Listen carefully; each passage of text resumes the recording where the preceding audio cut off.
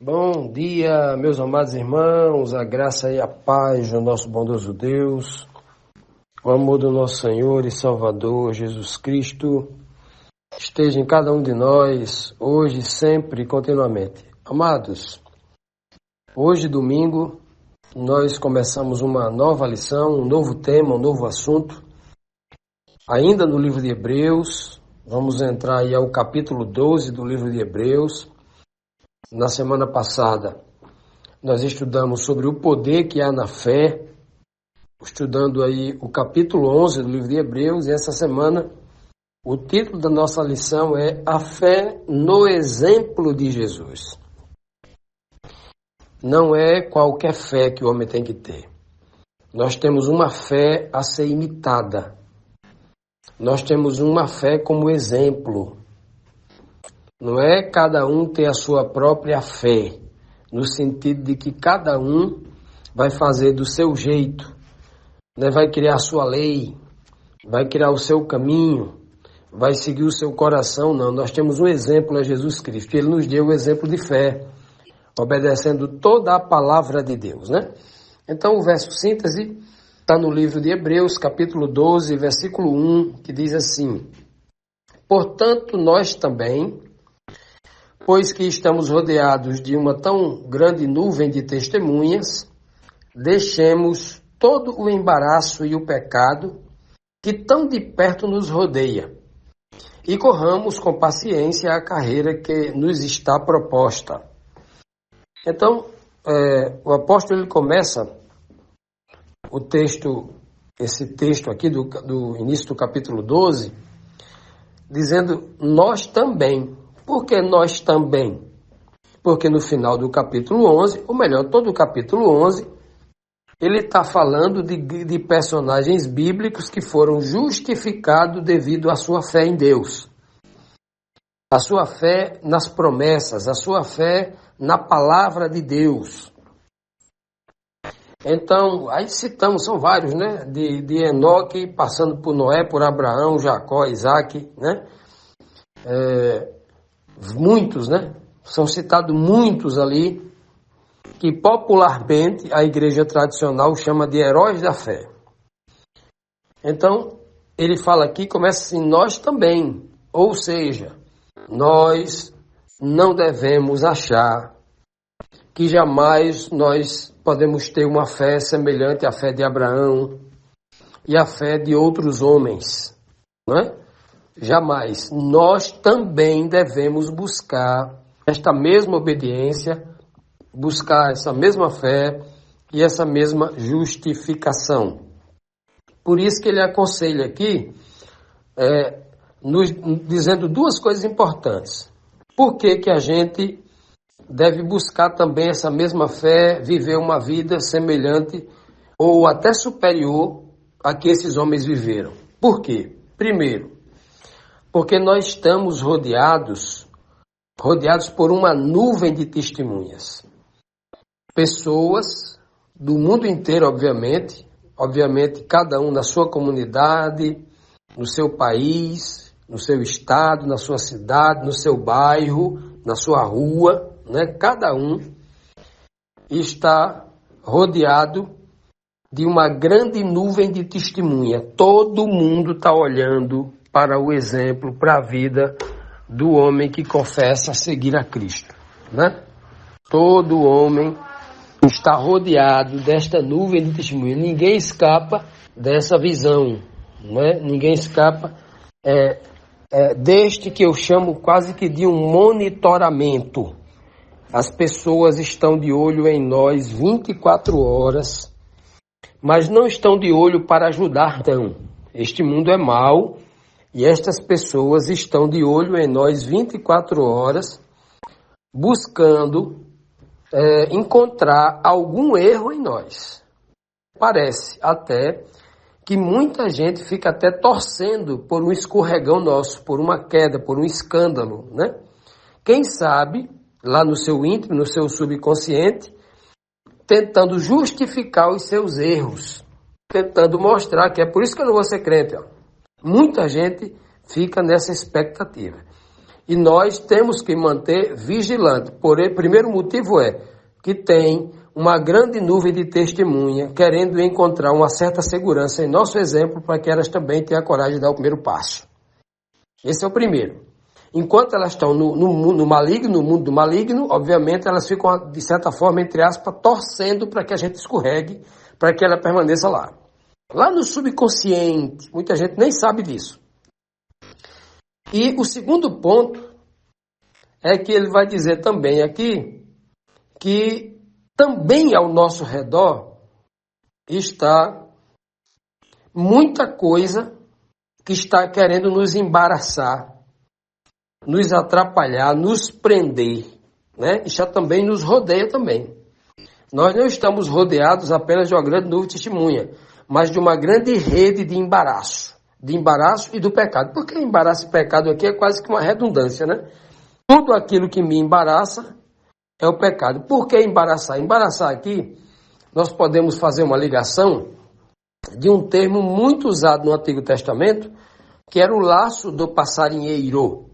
Era uma série de laços que embaraçava os pés do passarinho, que chegava no ninho e começava ali a pisotear o ninho, e os pés deles iam entrando naquele laço e eles ficavam presos, né? E ali quem armou a armadilha pegava aquele passarinho para se alimentar dele. Então, da mesma forma, nós precisamos deixar de todas as coisas que obviamente estão vinculadas a este mundo, ao pecado, né? Que a Bíblia chama aqui de embaraço. Tudo aquilo que atrapalha o exercício da fé, o crescimento na fé, o crescimento no conhecimento de Deus, que atrapalha uma comunhão mais intensa com Deus através do exame da palavra, de um tempo útil dedicado à oração.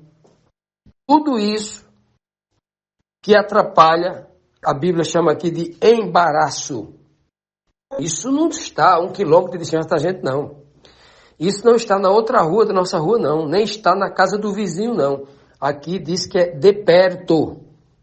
Isso que é embaraço, muitas vezes pode estar até dentro de nós. Vícios, maus costumes, falsas crenças, falsas doutrinas. Tudo isso são embaraços que devem ser abandonados, né? Devem ser abandonados, como diz o texto aqui, para que a gente possa correr livremente, com paciência, a carreira que o Senhor desenhou para a gente, a carreira que nos está proposta. Qual é a carreira que nos está proposta? Imitar a Cristo, viver como Cristo viveu. Continuando, meus amados, vamos aqui para a primeira pergunta desta nossa lição. A pergunta número 1, que diz assim: como faremos para deixar todo o embaraço para seguir a Cristo? O que é que a gente deve fazer? Como a gente deve fazer? O verso agora é o versículo 2, Hebreus 12, versículo 2, diz assim: olhando para Jesus, autor e consumador da fé, da nossa fé, o qual, pelo gozo que lhe estava proposto, suportou a cruz, desprezando a afronta, e assentou-se à destra do trono de Deus. Que coisa linda, que texto poderoso esse, né? Olha, primeira coisa que muita gente deve aprender aqui nesse texto, que muita gente não sabe, porque aprendeu errado nas suas igrejas, dizendo que Jesus é um Deus, dizendo que Jesus aqui na terra não foi o nosso semelhante, um irmão nosso, em tudo semelhante a nós, né? Que Jesus tinha privilégios, que Jesus era um ser divino, que Jesus era Deus, né? Tem gente pregando esta bobagem por aí. Essa falsa doutrina é uma verdadeira afronta à obra de Cristo, aos méritos de Cristo, diminuindo o tamanho do sacrifício de Cristo e seguindo as orientações da Igreja da Idade Média e das filosofias gregas, né? Muita gente está nesse caminho aí, infelizmente, caminho de trevas, né? Diminuindo a obra de Cristo, diminuindo a exaltação de Cristo, né? Eu diminuiria, por exemplo, a obra de Davi, se eu dissesse que Davi era do tamanho do gigante Golias, ele era menor, né? E aí está o grande mérito, uma criança que olhou para um gigante e aí teve a coragem, pela fé, de vencer. Então, muita gente tem diminuído isso, tem mostrado que o Davi, lá da Bíblia, por exemplo, era maior do que Golias. Tem muita gente que tenta colocar Cristo nessa tipologia maior do que os seres humanos, maior até do que Satanás. Olha só. Então, infelizmente, tem gente que não conseguiu entender ainda, porque está preso aos antigos rudimentos da sua antiga igreja, da sua antiga fé. Não despertou ainda. Cheio de filosofia católica na cabeça e acaba não entendendo a Bíblia. Vamos lá. A Bíblia manda olhar para Jesus. Jesus, quem é Jesus? O filho do homem que nasceu de Maria, lá em Nazaré, na Galileia, viveu no nosso meio, né? Pois bem, ele é o autor e o consumador da nossa fé. Ele é a referência para que eu tenha o exemplo de fé e também é o consumador. Foi ele que morreu, o único que morreu, porque tinha fé sem pecar. Ele é o consumador, ele provou que a fé perfeita é possível ter, que o homem pode ter, né? O qual, olha o que o texto diz aqui, quem é o qual? Jesus. O qual Jesus, pelo gozo que lhe estava proposto. Veja só. Jesus precisou ser testado na fé, igual a mim. Jesus tinha uma fé. E ele precisou viver na promessa que o Pai lhe havia proposto. Ele viveu sob promessa, igual a Abraão, igual a todo mundo. Se ele fosse um Deus, ele não precisava viver sob promessa. Ele quem daria as promessas. Ele, como Abraão, como Isaac, como Jacó, como cada um de nós, viveu aqui confiando em Deus o Pai, confiando nas promessas de Deus, aquilo que lhe havia proposto. Isso é tão certo, é tão bonito. Quando você abre lá o livro de Atos, capítulo 2, versículo 33, a Bíblia diz que quando Jesus Cristo subiu ao céu, depois dos 40 dias aqui com os discípulos, e sentou à direita de Deus, Deus lhe deu o espírito da promessa, ou seja, o próprio Pai havia prometido esse espírito a ele. Olha só. Agora imagine se Jesus Cristo fosse um Deus igual ao Pai, se ele precisaria receber esse espírito do Pai. Ele já tinha, obviamente, não é mesmo? Ele recebe isso do Pai, como recebe todas as outras coisas que ele tem, ele recebe do Pai. Tudo ele recebe do Pai, né? Então veja que Jesus Cristo, muita gente não sabe disso. Muita gente acha que Jesus aqui na Terra era a fonte da fé e não precisava ter fé porque ele era a própria fé. Pelo contrário, ele era igual a gente no sentido de carência de fé. Ele precisava de fé, igual a gente, ele precisava crescer na fé. É o que a Bíblia diz. Lá em Lucas, capítulo 2, versículo 40 e versículo 52, é muito claro. Diz que Cristo cresceu no conhecimento, e o conhecimento é que amplia a fé. A fé vem pelo conhecimento da palavra, por eu ouvir a palavra de Deus, né? Cristo cresceu na graça. Só quem carece de receber graça é alguém que está na nossa condição. Quem é filho de um ser humano pecador é quem carece de receber a graça. Um Deus não recebe graça. Um ser divino não precisa da graça. Ele já tem a graça em si mesmo. Ele é ofertante da graça. Então Cristo cresce no conhecimento, cresce na graça, né? Ele precisa aprender, ele precisa ser aperfeiçoado por causa da fé. Está lá em Hebreus 5, no mesmo livro aqui de Hebreus, capítulo 5, versículo 8, ele cresceu e foi aperfeiçoado, verso 9. E aí, fazendo isso, ele suportou a cruz, desprezando a afronta e a vergonha que aquela cruz estava trazendo para a sua vida, nos sendo um exemplo, dizendo que cada um de nós, pelo poder de Deus em nós, pelo Espírito de Deus dado a nós, assim como foi dado a Jesus Cristo, o Espírito, quando ele saiu do Jordão, então, por este poder que Deus nos dá, é possível vencer a humilhação, a afronta, o escárnio, a injustiça, a injúria, a calúnia, todo tipo de maldade que o mundo quer justamente nos atacar, porque está nos rodeando, esperando encontrar em nós um defeito para tentar justificar as suas escolhas equivocadas, né? Por isso que a gente não deve olhar para o mundo e nem se deter nada que nos atrapalhe, né?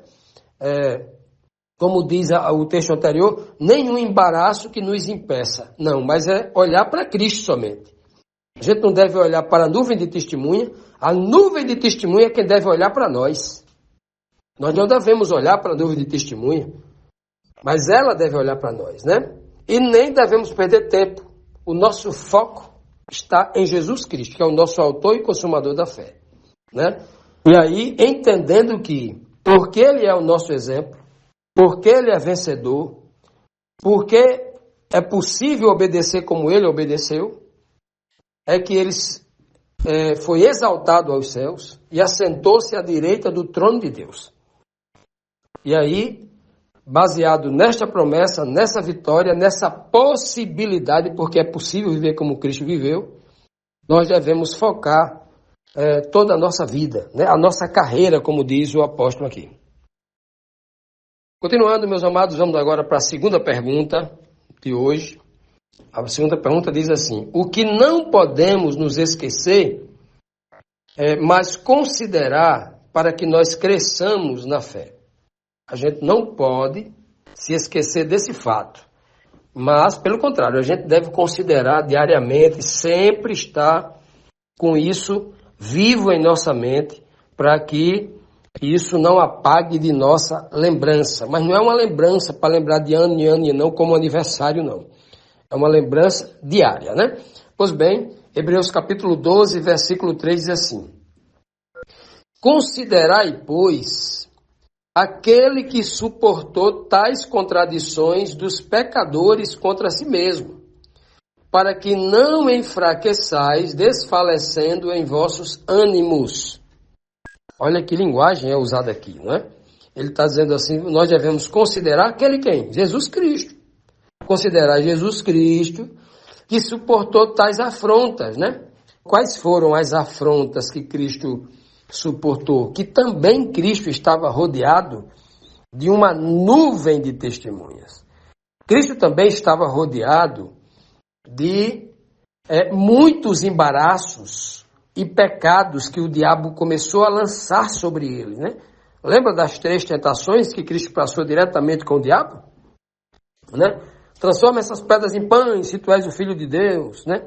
Lança-te daqui do pináculo do templo para baixo, para ver se tu confia na palavra de Deus mesmo, porque na palavra de Deus está escrito que os anjos vão te segurar, tal.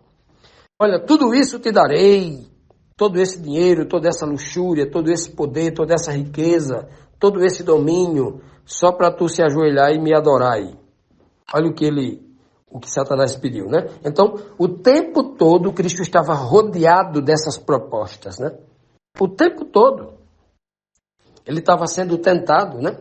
Então, por isso que o texto diz, nós devemos considerar Jesus Cristo que suportou tais contradições dos pecadores. Contradições dos pecadores? É aquilo que eu acabei de dizer. Qual é a contradição que há na cabeça do pecador confuso? O pecador confuso está olhando para mim e para você, porque eu sou o palco e ele é a plateia. Nós somos o palco, ele é a plateia. Nós somos espetáculo ao mundo, como diz o apóstolo Paulo. Espetáculo, palco, e ele é a plateia. Vem 24 horas olhando para a minha vida. Ora, ele está olhando para a minha vida procurando um erro. Olha onde é que está a contradição. Para que eu caia. Para tentar se justificar. Está vendo? Eu não vou ser crente não, que nem ele consegue. Ele está ali há 10 anos e continua mentindo, continua sendo um homem adúltero, continua envolvido com falcatruas, fazendo coisa errada, né? Com roubo, com cobiça, com essas coisas. E aí, ele não consegue, ninguém consegue. Então eu vou ser pecador mesmo, continuar, porque eu estou melhor do que ele onde eu estou, porque eu não estou roubando, ele é crente e está aí o escândalo lá. Aquele pastor ali pegou a mulher do próximo lá, adulterou com a mulher do próximo. Eu não sou crente, mas não vivo aqui mexendo com mulher de ninguém. Então eu estou numa condição melhor do que a dele. Então o mundo vê isso, né? Ele fica esperando que ele fica me monitorando para encontrar um pecado, e ele não encontra nenhum pecado na gente, e quando não encontra nenhum pecado, ele fica se questionando, devo ir ou não? Mas, por outro lado, que ele quer que eu não peque para que eu seja um cristão correto. Eu não vou ser crente, então seja crente de verdade. É assim que todo mundo pensa.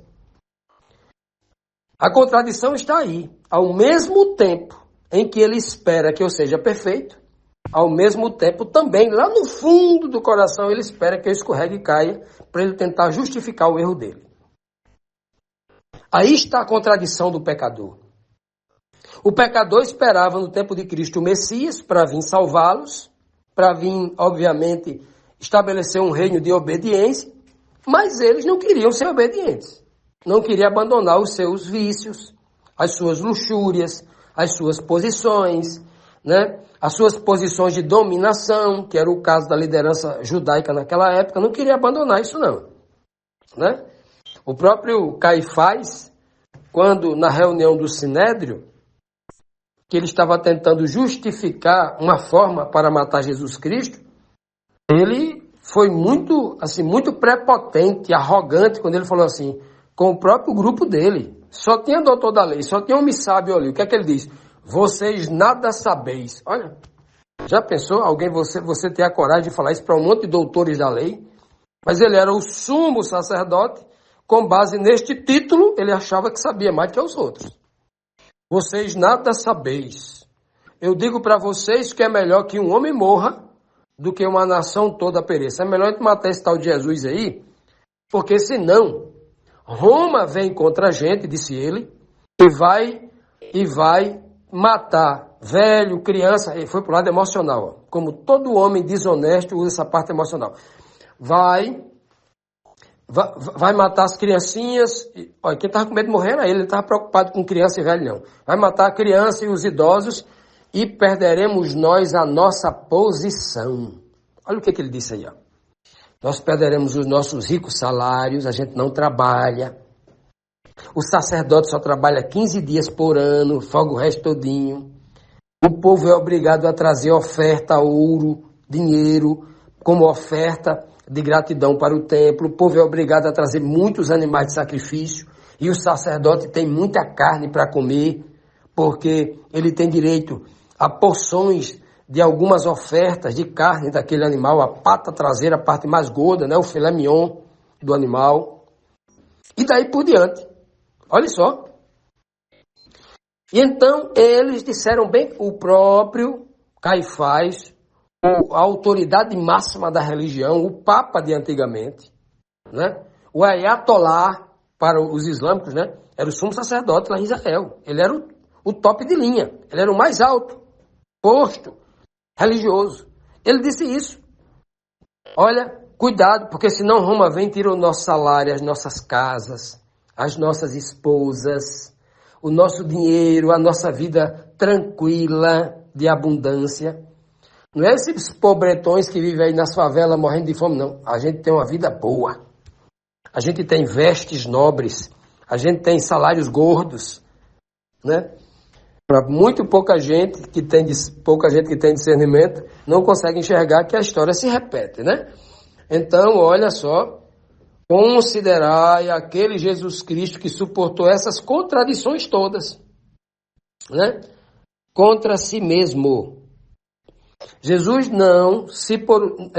obviamente não suportou somente as contradições que era contra os seus discípulos.